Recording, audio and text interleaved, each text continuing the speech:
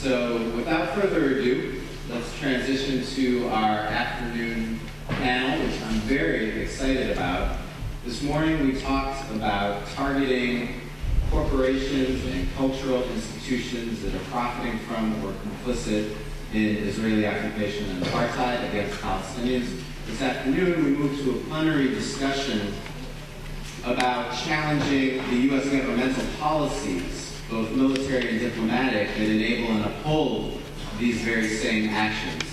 And we have an excellent panel of activists who are going to inspire you with all the different amazing strategies and tactics and campaigns that they're doing.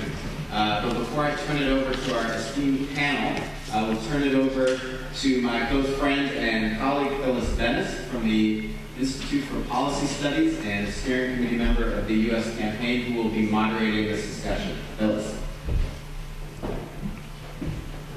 Thanks, Josh. Glad to see everybody back. You always expect to lose people after lunch, you know.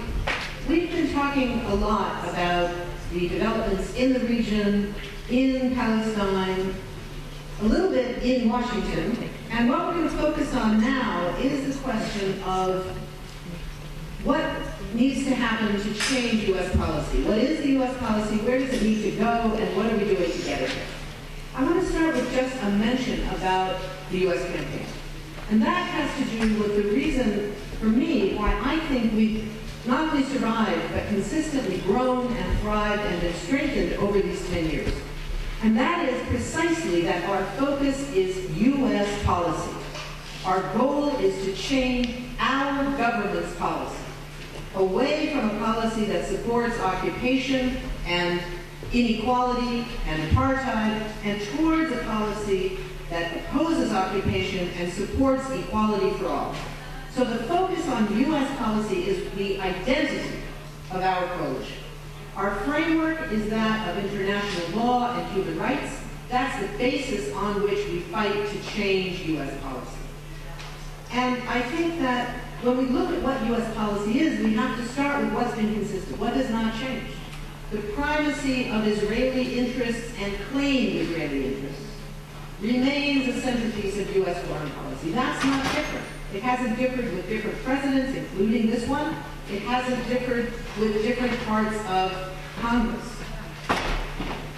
What we're seeing is that determinations made in Tel Aviv are what determine red lines in Washington. If Israel had decided 20 years ago, when the so-called peace process began, that what we want is a state for everybody based on equality for all, the U.S. would have said, great, as my grandmother used to say, go to Zintabay, go in good health, that would be great. If Israel had said, we want two states right now, and here's how we're going to get it, the U.S. would have said, fine, great, sounds terrific. None of that happened in Israel, and therefore it didn't happen here, because it wasn't also in the interest of the U.S. to challenge that Israeli interest. And earlier on, we were talking in the context of the end of the Cold War and all of the uncertainties that followed.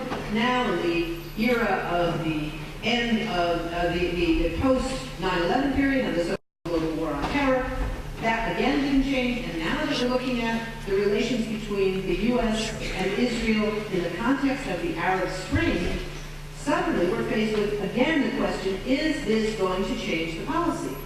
What has changed so dramatically is that there is now a consequence to U.S. interests, official, identified U.S. interests in the Middle East that's happened because of U.S. support for Israel in a more direct and overt way than was ever visible before. Because you don't have all these U.S.-backed dictators who are dependent on the U.S. and will therefore agree to keep good ties with the Israeli government, et cetera, in order to placate their paymaster in Washington.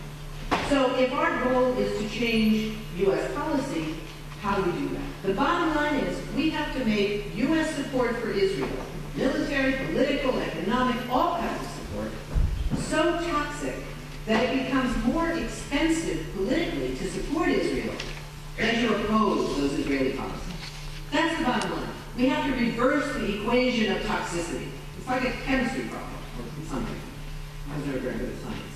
But the question for us is, how do we do that? How do we change the discourse? We can't change the decisions in the Pentagon about how they decide on what they consider U.S. strategic interests.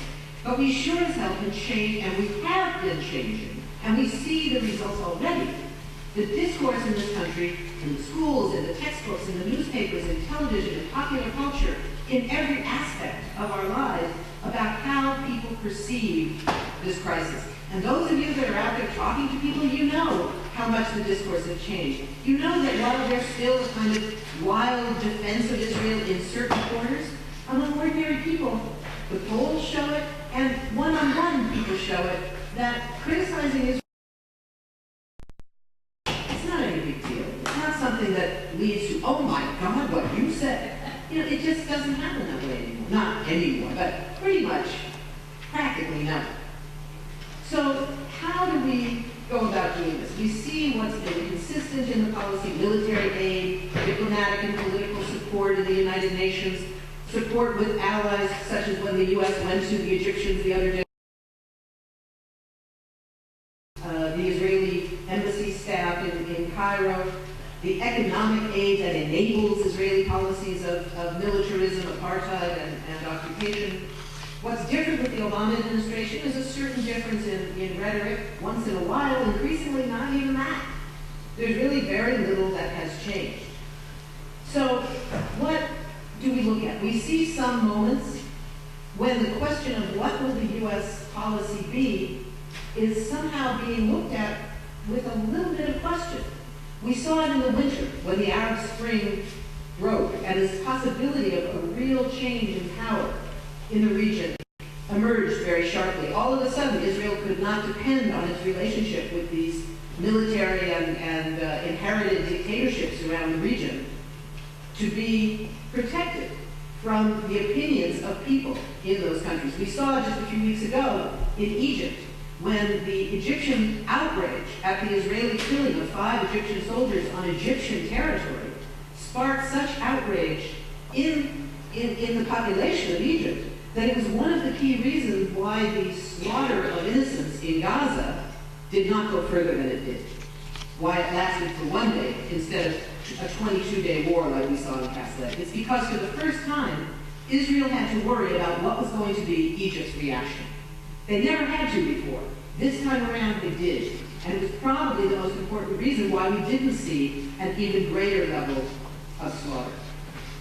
In the spring of this year, around Gaza, we saw again the U.S. continuing to fail in its responsibilities to defend its own citizen, Furkan Doğan, one of the young Turkish Americans who was killed on the flotilla.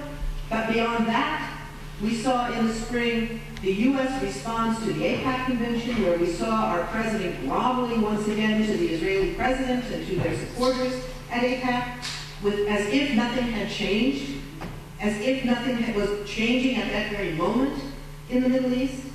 In this summer, we saw 81 members of Congress, 1 out of every 5 members of Congress, responding to this horrific debate that had happened about what to do about the economic crisis in this country. And instead of going back to their districts at the end of the session to say, okay, here's what we're going to do. Here's how I'm going to help you deal with losing your job, losing your home, having no social safety net, not having health insurance. Here's my plan for this district. 1 out of every 5 went on an AIPAC to Israel. That's how they spent their summer, as if it was a vacation. So we're seeing this huge moments when in each of these, the policy hadn't changed, but the discourse around it was enormously different, largely because of the work of people in this room, are almost 400 organizations around the country, and groups like us that are doing this work to say, no, this is not okay. That yeah, Congress members go off to Israel every summer, but this time around it's different, because this time around we're in the middle of the worst economic crisis since the Great Depression of the 1930s, and that's not a good use of their time and our money.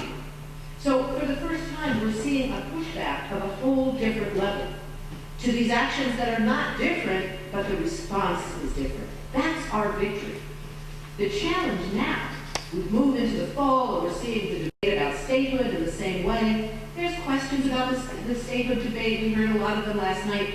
But the bottom line is what hasn't changed is the U.S. position is not because this kind of a move in the United Nations is not going to sufficiently defend the Palestinian right of return. That's not their problem. Their problem is they don't want Palestinians to be able to determine the pace and the venue of their own struggle for liberation. So for us, the issue is easy. We oppose U.S. efforts to stop the Palestinian initiative. Whatever we think about that initiative, some of us think it's a good thing, some of us think it's a crummy thing, most of us think it's somewhere in between, is a different issue for a different discussion over a different bottle of wine late at night. Our job is to say to our government, you don't have the right to tell the Palestinians when, where, and how they struggle for freedom. That's freedom.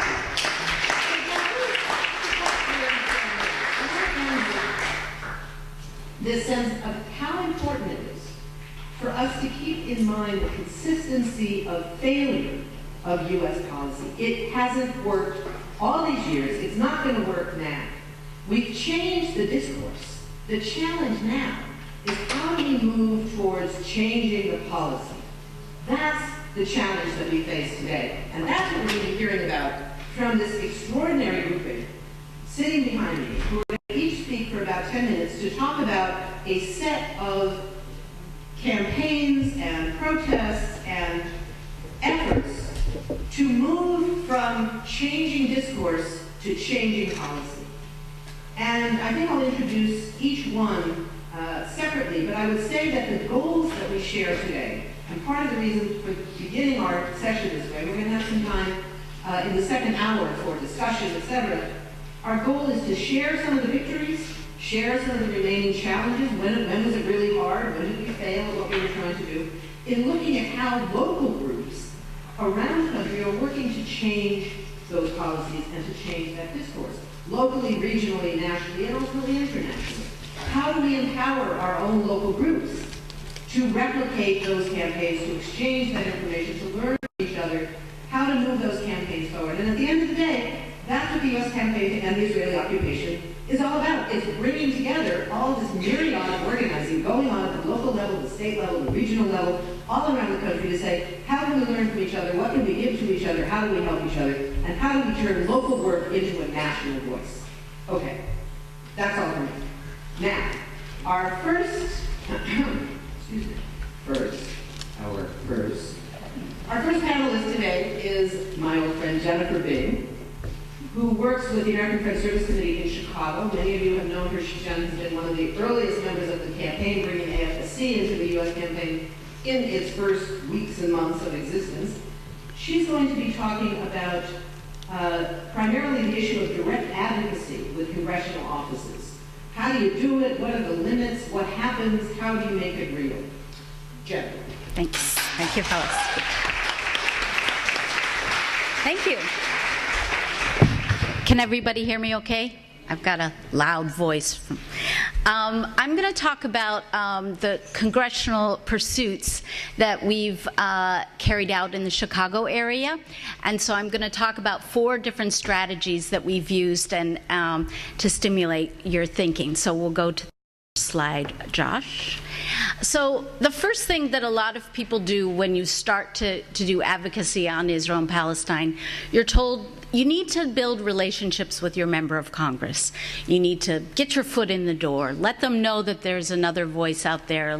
Even though our opposition might meet with Congress every week, we try to do it every so often. And in Chicago, we've tried that, and we certainly have learned that even making friends with a community organizer, they just might be a president someday, so you better build those relationships. So building relationships is really important.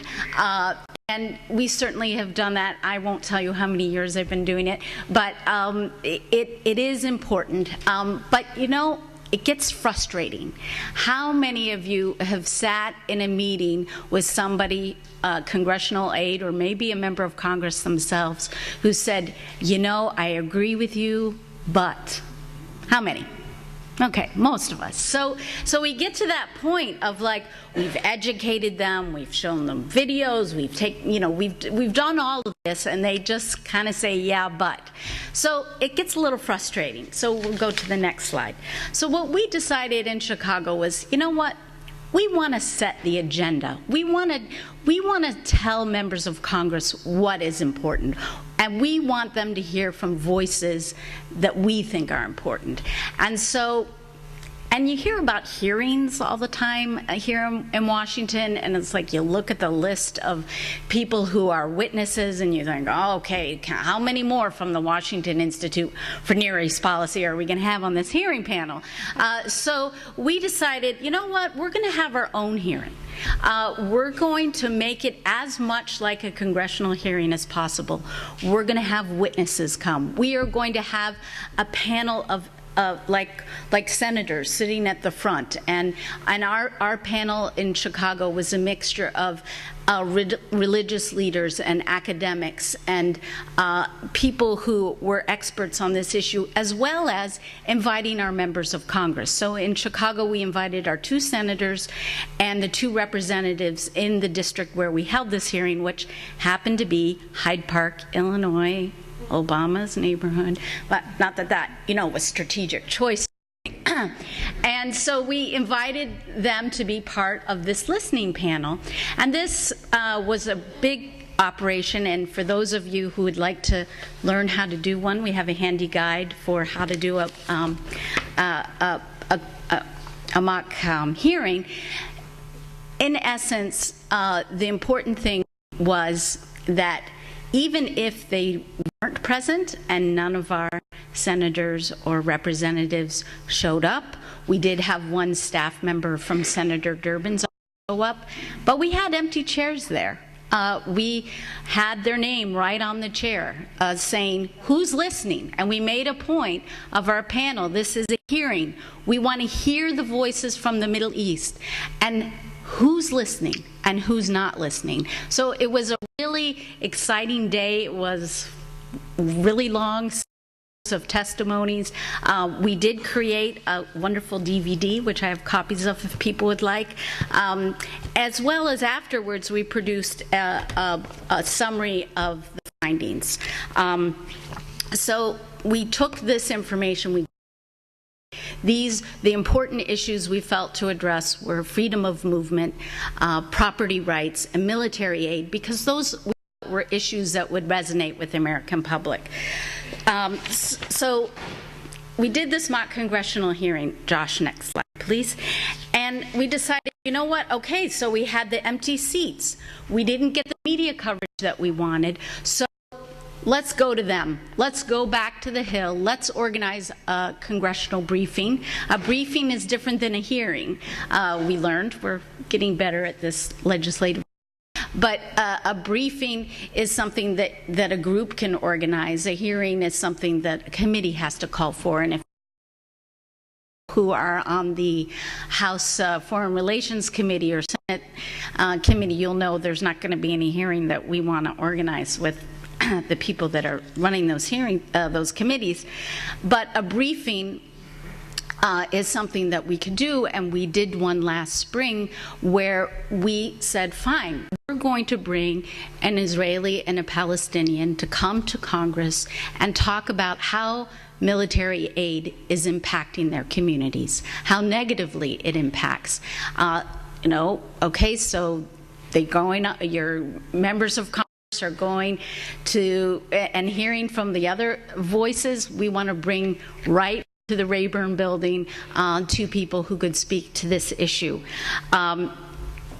We didn't have a great turnout for that, but it did give us the opportunity to publicize that we are doing this briefing. The briefing was taped. You can see it on the U.S. campaign website.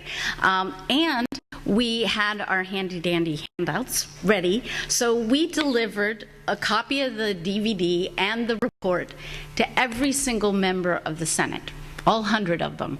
And thank you to some of the people that were in this room who were hand-delivering these packets with us. And I have to say, it is an experience you should do at one point in your life, is to just keep walking those halls of Congress and walking into those offices and handing them something. The first time you do it, your heart is like doing that pitter-pat thing, like, oh my God, what are they going to say to me? And by the 50th one, it's like, psh, piece of cake. So, it's important to do that.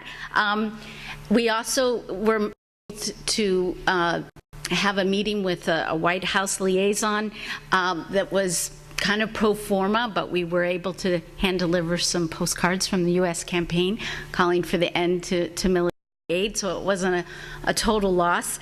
And so it felt like it was useful, but at the same time, when we came back, our little Chicago crew, we kind of felt like, it's still that same thing. Like, okay, we've produced resources, we've met with staff, we've organized a briefing, like how much more can we do? But, we're tenacious in Chicago, we don't give up. So, next slide, please. We decided, okay, so forget these members of Congress. I like my grandmas. Forget the members of Congress. We're going to go, let's look at what our opposition is doing right now. And one of our kind of oppositions is the Tea Party. The Tea Party folks are showing up at town hall meetings, they're showing up everywhere, and they're making a big stink, and they're getting press coverage and so forth. Okay, we're not the Tea Party, we're nice. We have, we don't quite have their tactics, but there is something to be learned about being present and constantly being directive in our advocacy efforts. So if you haven't heard this word bird dogging, it was funny, I looked it up online, and bird dog is the dog that goes after a hunting dog. I kind of funny that, a Quaker and bird dogging is also an exercise pose. So, maybe you want to exercise before you go and do bird dogging. In case you're looking for it. It's also a trucker thing to say, watch out for the bird dog. That means there's a radar nearby. So there's a lot of fun things connected with bird dogs. I won't go into more, but there's some songs and everything. But what we decided was to use this technique. Thank you, 1 minute. Josh says I'm doing a good job. That's good. To use this technique to follow up with key members of Congress. And what we did in Chicago is bring together a small group of people, do some strategic thinking together, do some analysis of all of the members of Congress who are in our area, who might be vulnerable, who might be sympathetic. We did a lot of research on each member, figuring out, okay, what are some of the issues that would resonate with them? This whole issue, we've gone to a few town hall meetings now, the issue of the economy is so present. It gave us an absolutely brilliant opportunity to make the link about the $3 billion of U.S. military aid going to Israel. And it wasn't so much to tell Congressman Davis or Congressman Jesse Jackson Jr. or Jan Schakowsky or any of these people, we kind of know what they're going to say, but the people in the audience, they're hearing it sometimes for the first time, and that is our target. We're bird dogging the candidate, but we're educating his or her constituents, and that's where we are right now. Come to my workshop if you want more ideas. Thanks.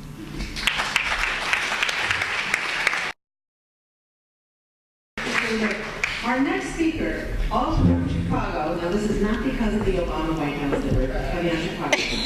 Our next speaker from Chicago is Reese from the Chicago Committee for Just Peace in Israel and Palestine. And Martha's going to be talking about education for the use of the media, particularly looking at this campaign around the Be on Our Side media campaign, which Martha was one of the founders of. And before she starts, I just want to give one example of why the media stuff becomes so important. This was something I saw last night, and I was so struck by it, I wanted to just share it. This was an example of how the other side uses the media so effectively. The congressional candidate and mayor and the governor of Texas, Rick Perry, he was talking about Israel in the context of Texas and the relationship between Texas and Israel. And he was quoting a very famous Texas historian, T.R. Fehrenbach. And here's what Rick Perry said, Fehrenbach said. So Rick Perry says, Texas and Israel share the experiences of civilized men and women thrown into new and harsh conditions beset by enemies.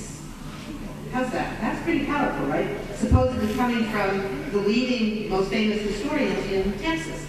Well, here's what Fehrenbach actually said. This is the actual quote. The Texan's attitude, his inherent chauvinism, and the seeds of his belligerence sprouted from his conscious effort to take and hold his land. It was the reaction of essentially civilized men and women thrown into new and harsh conditions, beset by enemies they despised. The closest 20th century counterpart is the state of Israel, born in blood in another primordial land.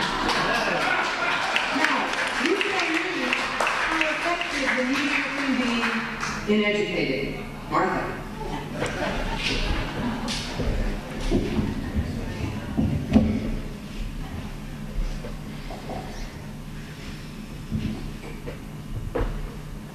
I want to be able to see my own PowerPoint. This is the story of the Be On Our Side campaign, which originated in Oak Park, Illinois. Our organization was 9 years old, and we've come to a point where, go ahead, one more. We had a series of questions that we were presented with. And these are questions that are going to be familiar to everybody in this room. How can we reach people who don't already agree with us? What message will resonate with people who don't know much about the conflict?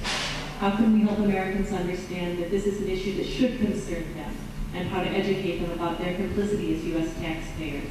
What can we do to make the project as bulletproof as possible to the inevitable criticism? What forms of outreach are affordable on a modest campaign budget? What media outlets will permit us to display the message? What meaningful action steps can we suggest to our supporters? How can we keep our message visible, consistently, persistently? How can we share the results of our efforts with activists in other cities? How can we leverage our local efforts to help build the movement nationally? Sound familiar? I think we're all in this spot. What we did in the course of developing the Be On Our Side campaign, the central element of it is the website. And the intention of all the collateral materials is to drive people to the website, which we hope is a very deep and richly documented compendium of information that all bolsters the case for why ending U.S. military aid to Israel is vitally important for any American. This is what our homepage looks like. And on this front page, there's a slideshow, and below it is a action opportunity to send a letter to President Obama and Congress. And that letter looks like this. We're grateful to the U.S. campaign for helping us with the mechanics of that letter so that through their Democracy in Action facility, we can now track participation in this letter. We try to do things both in a deep, richly documented, comprehensive fashion, and also for the superficial reader to come up with key essential points, which we call our fast facts. And they're here on the website, and they also exist in the form of pocket cards. The website also contains a statement of what we believe, and then various pages, including violation of law, violation of U.S. law, international law, human rights reports. The website is deep and broad, and I encourage you to spend some time with it. Military aid facts. And then on the right side, there are buttons for each of the campaigns that roll out locally. And by now there are 1, 2, 3, 4, 5, 6, 7, 8 cities where this campaign has been picked up. A typical city page looks like this. This is the page for Portland, Oregon. And it allows people to, it means that these city campaigns can have traffic from their signs driven to a national website, which is thoroughly documented and gives the comprehensive case, so they don't have to build their own website. Over their local page, people can donate directly and contact them. Other things like a collection of all the news reporting that's happened on the campaign. Go ahead, Josh. And then a sort of pictorial history of the campaign. And then another component of the Be On Our Side campaign is what we could call portable media, including the pocket cards that boil down these 6 fast facts. I have here a whole stack of pocket cards. My van of white here is holding up the pocket cards. I have a stack because I don't want to go home with them. But on my way here, I dumped about a dozen at O'Hare Airport. that are downloadable from our website, and you can customize them for the needs of a particular group operating in the city. Go ahead. And then we have signs and banners that are available to local campaigns, and we've developed some very clever ways of using electronic transmission so that things can be printed locally and campaigns can pay for them on the scale they can afford. These are some of those signs in action right here in Washington, D.C. I think some of the people in this room are in that picture. Go ahead, Josh. We also have a presence on social media. We've got a Facebook site and a Twitter. And then yeah, go ahead. Then the part of the campaign that's most visible publicly is the advertising campaign. It launched in Chicago about a year ago, and it's amazing what's happened in the years since. We started with 6 subway platform signs and 60 signs on the trains, one on the left and the other on the right. That was for a budget of $3,500. Go ahead, Josh. And then San Francisco launched their campaign a few months later. They did 3 subway platform signs, and their budget was $1,300. We're talking affordable. We're talking something which is the scale of every organization represented in this room. Albuquerque, because they don't have a vast public transportation system, opted for billboards, and they got 3 billboards for between 3 and 4 months. Their budget was $3,000. Arizona State University, their Students for Justice in Palestine, had a request that really fascinated us. They didn't have any stationary advertising, but they have digital displays in the Union building. And so we developed a simple animation for them that toggled between these 2 images. They paid for it, and it was there. Boston then picked up on the campaign. They had 12 subway platform signs. Their budget was about $5,000. And then in Chicago, we rolled out a second iteration of the campaign in May of this year. 32 signs on the back ends of buses. Washington, D.C. Here we are, and they did 100 in-train signs, and they were timed to coincide with the APAC National Policy Meeting and Move Over APAC. The timing was brilliant, and it dovetailed beautifully with the Move Over APAC conference. Go ahead. Some campaign signage along with signage that was provided by other individuals and organizations showed up at the demo outside of APAC headquarters. And we in Chicago went for a 3rd round earlier this summer, partly because of summer discounts in transit advertising prices. San Francisco, they win the prize for the cutest application of the campaign on the side of a car. And then Portland, Oregon wins the prize for biggest non-billboard ad. And New York, the fabulous thing is that New York has just launched, and it is an absolute media sensation. Here's a comment today sent from Donna Neville, their own PR spokesperson. Great year at the U.S. campaign. Please do mention how well it is going in NYC. Terrific, actually. I think this is unprecedented in NYC, actually. When you think about these posters being up in a city that's probably one of the most, if not the most, unconditionally pro-Israeli government. Responses. We've had some really funny attempts to address our mission, and we are struggling to find a message that can. This one was actually barred from use in the Bay Area transit system because it was considered too inflammatory. This one was done by a lone wolf. Imitation is the highest form of flattery. Go ahead. And then, yeah, go ahead. Stand With Us is the one who's decided to go toe-to-toe with the Be On Our Side campaign. This is one thing they've attempted, and go ahead, Josh. This was proposed by Pamela Geller on her Atlas Shrugged. You know, in any war between the civilized man and the savage, support the civilized man. Okay. I love it when they just let it hang out. Yeah. Okay. This is Stand With Us's most recent attempt. This is what will appear in New York as a way of combating our transgression.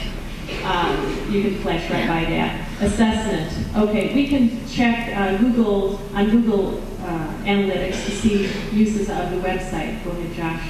So we can see what the top hits are in pages. Actually, we've had a wonderful response to the website, like 48,000 page views. You can see what the top hits are. That's fascinating for us so we know what works and what doesn't. Go ahead. I blast around into it. Most of our viewers are from the U.S., but also distribution all over this state. Okay, self-assessment. All of our teams have filled out a follow-up evaluation. Boston says, because we thought we needed to keep the campaign quiet, we only asked people we knew well and didn't go to our 250-person mailing list for support. In retrospect, this was a mistake because more people would have felt ownership of the campaign if they'd had a chance to contribute. San Francisco, the ads generated a lot of goodwill and interest on the part of the other groups advocating for Palestinian rights. We got very few responses from our contact button, but some were very generous. Anyway, we don't need to go through the rest of these. But the point of this is that there are people sitting in this room. Raise your hand if you've had some affiliation with a local, okay. There are people in this room that are wonderful brain trusts. You can talk to them about their experience locally. I want to assure you that if your city wants to bring some form of the Be On Our Side campaign, whether it's public advertising or just the distribution of flyers, you're welcome to contact us through our website and we will help you. Great, thank you. I would just make one note for those of you wondering what happens if there's a violent opposition like we're just seeing in New York. It's the best thing that could happen. When we did it for the first time in D.C. in 2007 for the 40th anniversary of the 67 occupation, the only downside was when the opposition started, it took only one phone call from our ACLU lawyer to reverse it, and there was no controversy after that. So, anyway. Okay. Our next presenter is going to be Cindy Corrie from the Rachel Corrie Foundation, who's going to talk about working statewide with statewide congressional delegations and with Senate, on the Senate side, something that not all of us have done very much, and the question of broadening the discussion to include the voices of those who talk about why U.S. policies, military aid and otherwise, are not good for Israel and Israelis. So, Cindy. Thank you. Can you hear me? Okay. Is that no? Is it on? Maybe. There it is. Can you hear me? Yeah. Yeah. Okay. Great.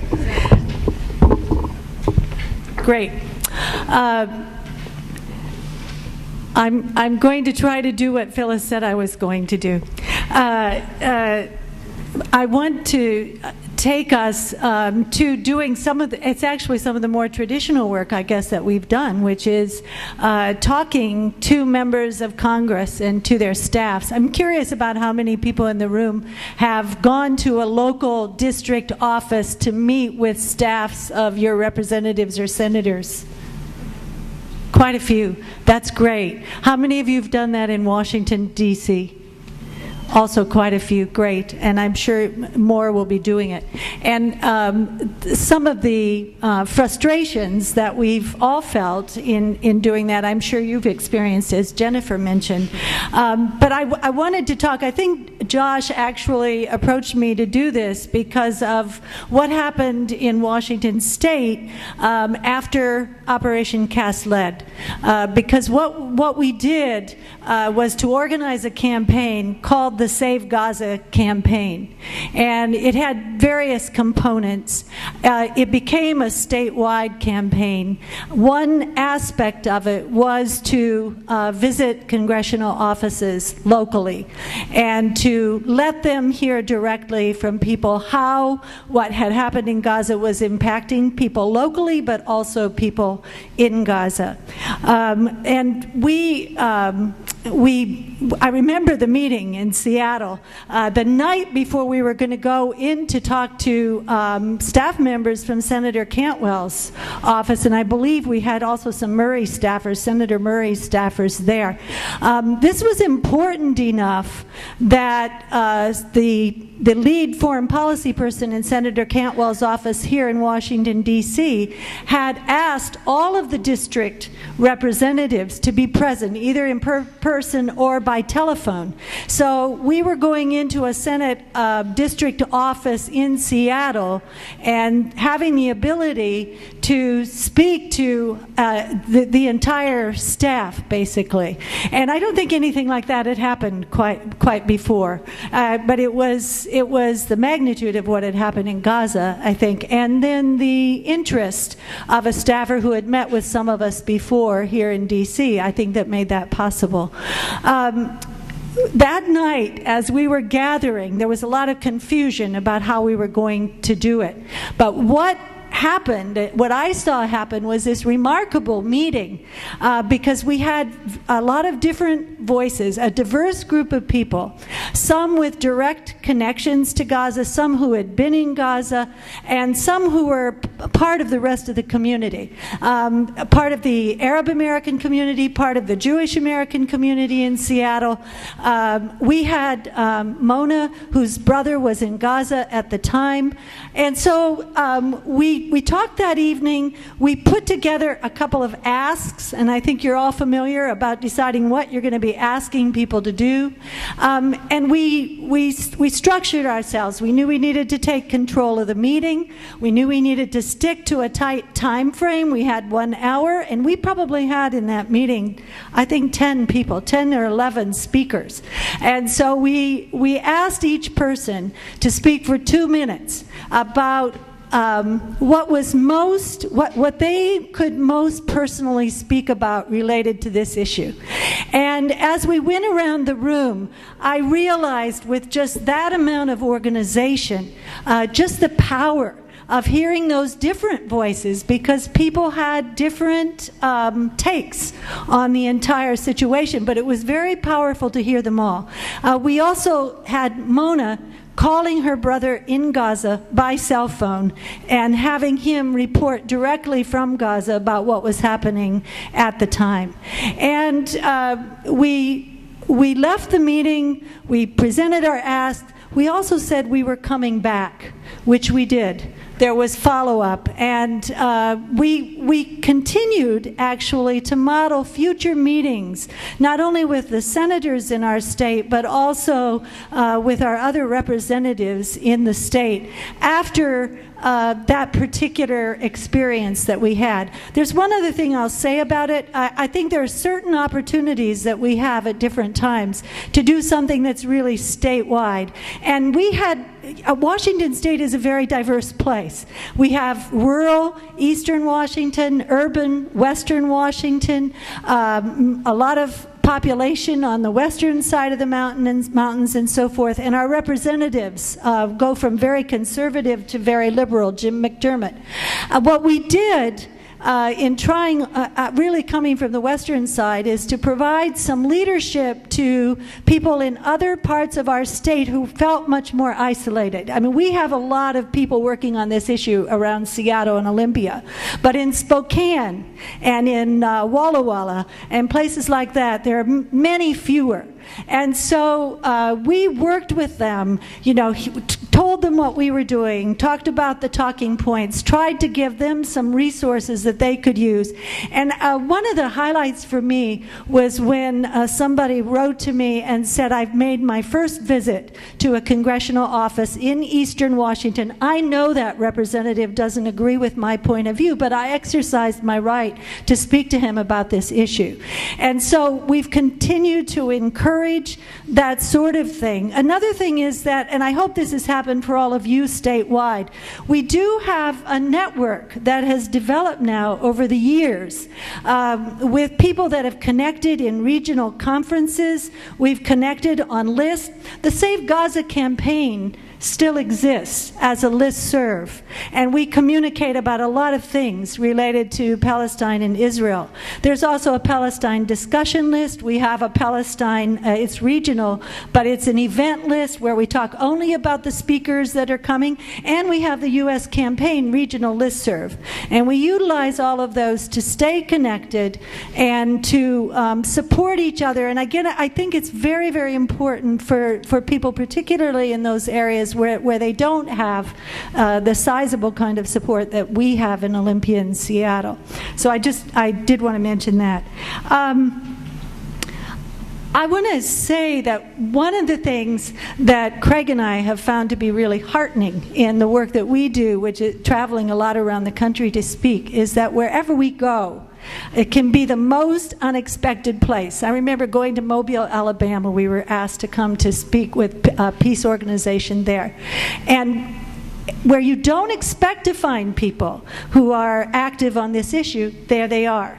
And I think that what we can do to nurture those people throughout the country and with our own states is really very important. We've continued to try to work on building relationships. We've tried to present ourselves as resources to members of Congress. I think the work in the local offices is so very important because those staffers have some time to hear from us, and they do report back to their bosses. And they know us well. We're going in to see them every 3 months, every 6 months. I'll just tell you quickly, we took, when the recent flotilla was going, we had several people from our region that were going on the flotilla. We set up a congressional meeting in Tacoma with a couple of staffers from different congressional offices to hear directly from those flotilla people. We played for them Alice Walker's statement comparing what was happening to the Freedom Riders, and they were very interested in that. We've recently had Dorothy Nayor, who came from Israel, 79 years old, very supportive of BDS. We took her to again to Tacoma to meet with some congressional staffers, Norm Dix's office and Senator Murray's office. And I would also say know your representatives, what their backgrounds are, because some of them know the committees that they're on and which ones are in a position to be influential. We took Dorothy there, and they got to hear from her directly about why U.S. policy is not only not in the interest of Palestinians, but not in the interest of Israeli citizens. So I would just say be very creative about the people that you take, plan your meetings, plan for follow-up, present credible information, not too much of it. I frequently went into meetings using statistics from OSHA, the Office of Coordination of Humanitarian Affairs, how many trucks were getting into Gaza each week, because what you read in the papers wasn't accurate, but I could cite those statistics. So I just encourage you, you are experts, so let them know that you're available to be resources. In closing, I'll say, what were some of our results? We had congressmen, a couple of them, Adam Smith from our area is one, who when we first met him in 2003, he was not very supportive. And he recently said in a meeting with us, the siege of, he said, rockets from Gaza are a security threat to Israel, but the imprisonment of 1.7 million people in Gaza is a much more harsh security threat. So there is progress. I wish you luck, and I hope we can talk about more of this in our gathering. Thanks. After. Thank you, Sylvia. Our next speaker is going to be Peter Miller. We didn't think we were going to have all women, did you? Peter Miller from Americans United for Palestinian Human Rights in Portland, Oregon. You know, our work, our political work in changing policy almost always has to include both inside and outside strategies. Inside the centers of power, inside the boardrooms, inside the banks, inside the White House, inside Congress, whatever, and outside, where people gather to pressure and to show what people want and deserve and need in this country. And one of those inside places that we don't get into too often is inside the Democratic Party, to try and push for change there. So that's one of the things that Peter is going to talk about today, as well as certain aspects of lobbying and some of the other components. Peter. Thank you. Thank you very much. Maybe this one's a little better here. Can you hear me now? All right. So in Oregon here, we've tried almost everything except the thing that Josh Rubner promised to do about a year ago was to get in a pink leotard after some Hava protest or something, I think. But basically, we've tried a lot of different methods, and all of this political stuff is very frustrating because you don't see a lot of results a lot of times. But it's very important, and we just got to keep getting better at it. I remember getting an email from someone who contacted one of our congressional districts, Kurt Schrader, on the coast in Oregon, and he had contacted him about Schrader's vote against the concept that the 67 borders should be the boundary line, and that Israel should not use those as any kind of determination of Israel's borders. And his reply to that person was, well, you're the first person who's contacted me about this. And I went, ooh, that's not acceptable. We need to do better. But in thinking about this, it just made me think of Woody Allen's quip that 90% of life is just showing up. And, you know, we have to show up for all of these things. One of the areas that hasn't been really mentioned is working inside the political party, and this numbers of us have done in Oregon as joining up as precinct committee people in the Multnomah County Democratic Party, and other people have done it in some of the other county parties. An example of what can be done is, first off, these precincts are always looking for bodies. The precinct people are the machinery of the party. They are the people who make the phone calls, canvass, get out the vote, drive around, make sure the candidates have speaking venues, and do all sorts of labor for the party. And the party typically has a machinery that appears to be democratic in the sense that the precinct people can be voted on. They could become committee people like resolution committees or platform committees. They can become state officers of the Democratic Party. And so there's all this machinery in place, and so it's kind of interesting to see what part it plays in making any kind of political change. And in 2004, it was a hot and heavy time in these political parties because there were a lot of outsiders like ourselves and a lot of people who were against the war in Iraq who joined up and became precinct committee people in the Democratic Party in Oregon. And an example of how close we were in making some kind of discourse change, not on necessarily Palestine, was the State Democratic Party Convention 2004 was in Eugene, Oregon. Hundreds of people from across the state, precinct people who are part of the party, and one of the main functions at that thing is to create the state platform, which is all the things that the Democratic Party supposedly believes in, health care, you know, all this kinds of things that people passionately vote for. And lo and behold, there was nothing about the war in Iraq. This is in 2004. It was just astounding to those of us who joined the party and went in there. And so there are procedures on the floor to produce a petition on the floor, get 50 people to sign it, or precinct people, and get this language in to be voted on by the general body. And we were able to accomplish that. And it was just people, I didn't even know these people. There were someone from the coast, someone from the south, but we were all united in this common anger that there was nothing about the war. And it got to a floor vote. There was quite a few people debating in favor, many against, but they cut off debate early, voted, and we lost by 15 votes to get this onto the platform. So 15 votes across the entire state of Oregon. At a time when people were energized and angry, we could have easily had 16 more people join the precincts across the state and have passed that.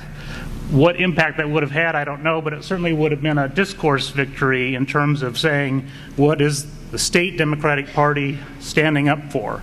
And so it's just an example where the tipping point can be actually very small. Inside the Multnomah County Party, for instance, and this was an unusual one during caste-led, I decided in my infinite wisdom that I would protest the Multnomah County Party during their monthly meeting. Their monthly meeting happened to fall in January, in the height of the Operation Caste-led, and they were shocked. Why would you protest us? Well, the reason was you guys are the ones who are electing these people who are supporting this. You're the machinery of the party. You are the mechanism, and so why let you off the hook? You know, and I think that's kind of a weird tack. But these people are politically active. They are aware of a lot of issues. They are the ones who are working to get candidates elected, and so it seems like they are a potential, at least, target in some ways, or potential advocate. And I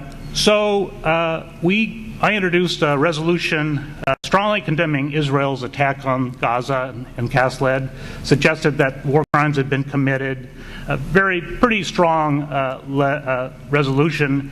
And because I was a precinct person, they said, well, why don't you take it to the resolution committee next week, which meets next week. So I took it to the resolution committee, and in the meantime, I got emails from Democratic Party people saying, I support your efforts, and here's what you can expect to happen. And one person said, you're going to get all sorts of arguments against you, and then at the end they're going to say you're anti-Semitic. Well, he was wrong, because that wasn't the last argument they used. But fortunately, I had a lot of supporters from the Jewish Voice for Peace folks, and so and it turned out we had two more precinct people who forgot they were on the resolution committee who supported us, and so we passed it. Now, it failed in the general body, but I think it shows you that, it is possible. First off, there are allies in the Democratic Party. Palestine isn't their main issue, but it is, they do understand there's an injustice going on. Their main issue might be campaign finance reform. It might be health care. And they aren't going to sacrifice maybe their issue for this issue, but they're going to be willing to help you. They'll vote for you if you come up with something. They'll give you advice about how to work through the machinations of the political party. They'll give you moral support. They'll give you ideas how to go forward. So I think those people, to me, are sort of like this pent-up potential within this party. They're like the drips coming out of the crack in the dam.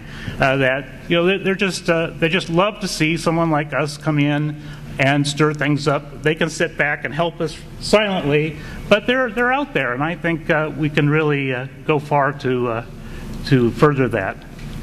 Final thing, local politicians. Working up this pyramid of political stuff, I think it's really important to engage police chiefs.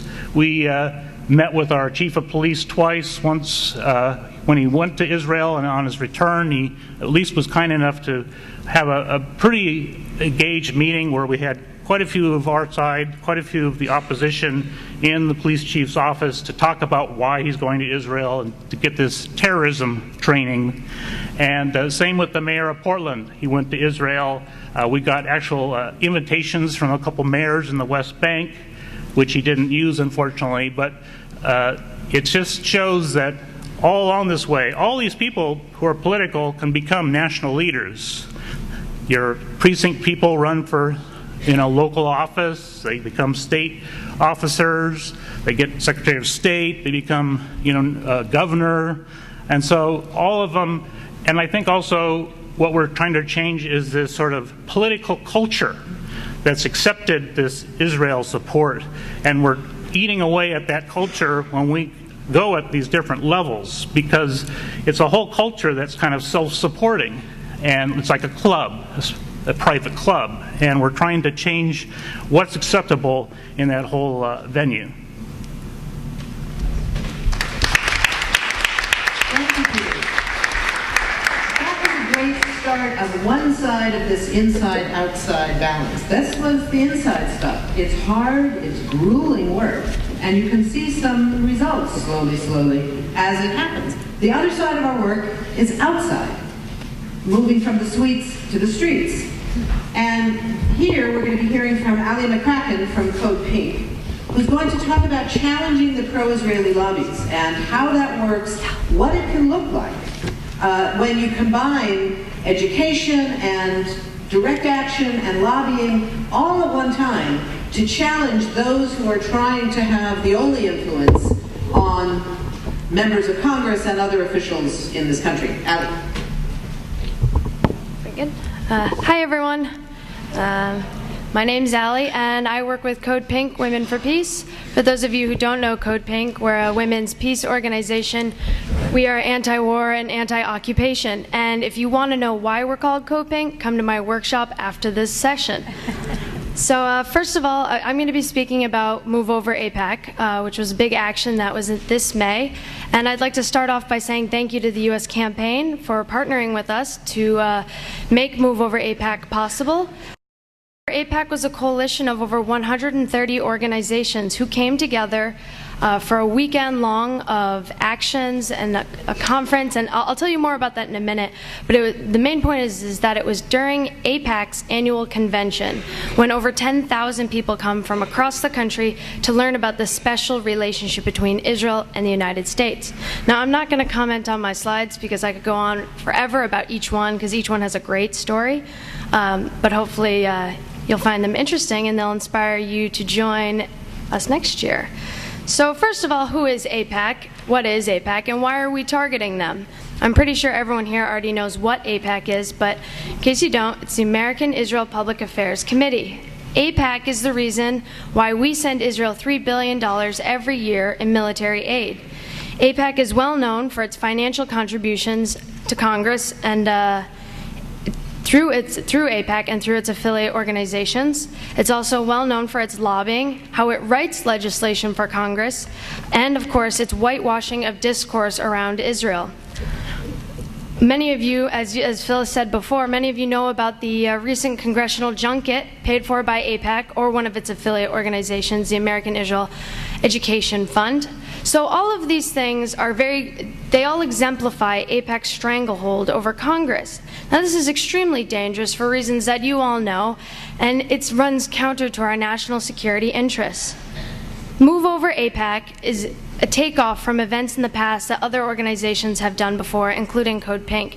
In past years, groups have organized to protest AIPAC, but this was the first year that over 130 organizations came together for a unified project, a multifaceted endeavor, a conference, outside actions, inside actions, and lobbying. So that way, people learned different skills on all different levels. We had a conference that featured Walton Mearsheimer. You guys might be familiar with them. And we had a lot of creative outside actions, as you can see from these pictures. We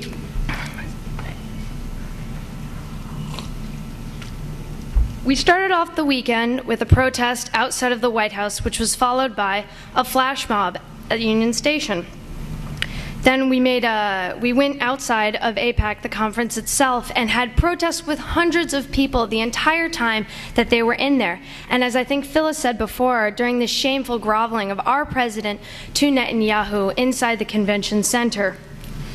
We handed out spoof programs, AIPAC programs, renaming it the American Israel Public Ethnic Cleansing Committee instead. And none of them picked up on it until they were inside actually reading it. And we had our flash mob was great, and we even opened up an open mic for people from AIPAC and Move Over AIPAC to come over and speak and talk about how they felt. And people went from laughing to crying to shouting, and then the cycle all over again. And we great people, lots of people really involved from all different specters of, the movement that we're all involved in from all across the country, including Patch Adams. He's in one of these pictures. He came with a giant pair of underwear that we all got into. Anyways, so we had a lot of outside actions that, range from all over the different, chants and protests. And thanks to our artistic mastermind, Tyg Berry, we had a lot of amazing loved taking pictures of it, and anyone walking by, whether or not they were going to AIPAC, stopped to talk to us and ask about what we were doing, because it was hard to miss us, hundreds of us in these huge things. And so every morning, each morning that AIPAC spoke, the people walking into AIPAC saw us out there, and we weren't holding hateful signs. We were holding signs that talked about peace, and we had dialogue booths out there. And the young students who get a free ride to this AIPAC conference every year stopped and they said, "Why are you doing know why you're protesting something I'm going to." So Move Over AIPAC formed this sort of container for activism and engagement, not only for the people who are already in this movement, but for people walking by who don't know anything, and the people going into AIPAC, which is really, really important. And we had the full day of conferencing, sort of like this, which let everyone gain some of the things that they already knew or some of the things that they thought they knew. So after Move Over AIPAC, a lot of things have come along with the follow-up.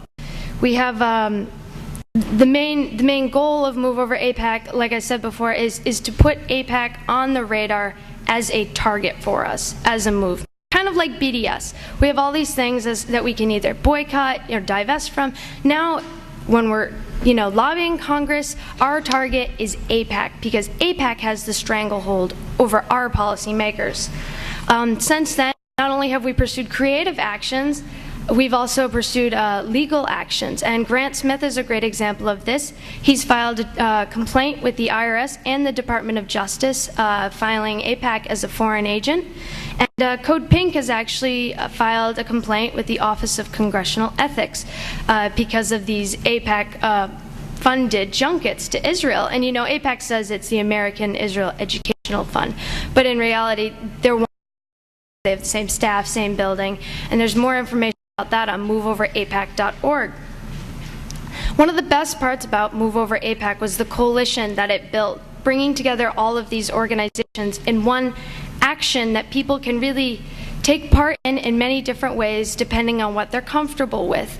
And some people were very comfortable not only with outside actions, but we had inside actions as well, which some of you might have heard about even on the news. During Netanyahu's address to AIPAC, we had 5 young people, most of them from a group called Young Jewish Proud, who stood up and interrupted Netanyahu while he was speaking, pulling out banners that said, occupying land is indefensible, or bulldozing homes is indefensible, using his own language against him. And they were actually violently thrown out. And but this is what our movement is about, is supporting those people, and it's just a different tactic to achieve our goal. And also, I should say, many of you have heard about Ray Abelea, who disrupted Netanyahu when he spoke in front of the joint session of Congress. Ray received a lot of support, and a lot of, not quite support too, but she's doing well. She actually was injured pretty badly for a while, but now she's doing much better, and she's ready to move forward, and we're already planning from, yeah, right.